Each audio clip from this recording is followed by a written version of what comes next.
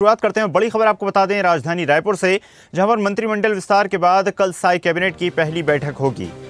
मुख्यमंत्री साई की अध्यक्षता में कैबिनेट बैठक का आयोजन किया जाएगा। मंत्रालय महानदी भवन में साई कैबिनेट की पहली बैठक होगी। कई अहम विषय हैं जिनको लेकर चर्चा की जाएगी। नए मंत्रियों की नियुक्ति के बाद सीएम साई करेंगे बैठक में सभी 14 मंत्री होंगे शामिल।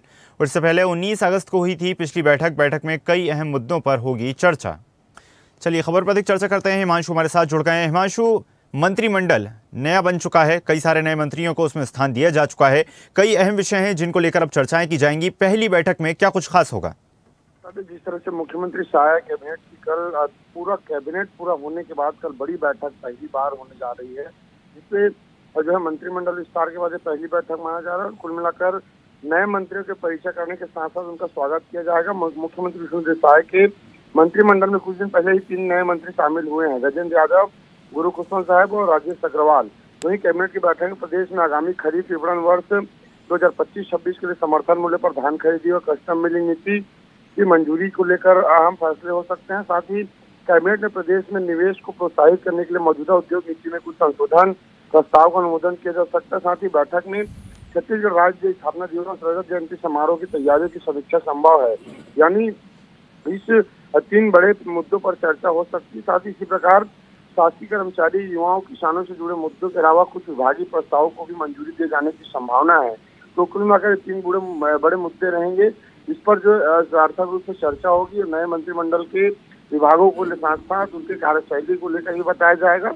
तो कुल मिलाकर इस तरह से कार्यक्रम है वो कैबिनेट की बैठक है, वो बेहद खास होने वाला है 14 मंत्रियों के साथ ही।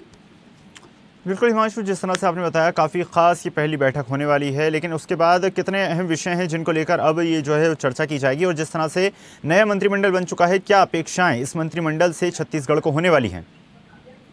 निश्चित तौर पे कई ऐसे विभाग है जो मुख्यमंत्री के पास रहे हैं, अब उसको लेकर लगातार जो है अब विभागों में अब मंत्री जो है पदेन मंत्री जो है नियुक्त किए जा चुके हैं। तो निश्चित तौर पे विभाग में कसावट आती है और मंत्री जब अपने विभागों पर फोकस करेगा, उस पर काम में तेजी लाएगा, तो निश्चित तौर पे उस विभाग की कार्यशैली है वो तेजी से आगे बढ़ेगी। इसका लाभ सीधे जनता को मिलेगा, उस विभाग से जुड़ी योजनाओं का लाभ जनता को मिलेगा। तो निश्चित तौर पे अब मंत्रिमंडल पूरा हो जाने के बाद इसका लाभ सीधी आम जनता विभागों में स्पष्ट रूप से दिखाई देना पड़ेगा।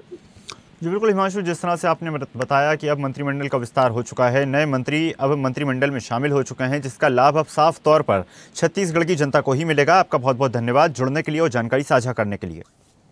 ताज़ा खबरों के लिए लाइक, फॉलो और यूट्यूब पर सब्सक्राइब कर बेल आइकन दबाएं। साथ ही हर अपडेट के लिए विजिट करें swedeshlive.com।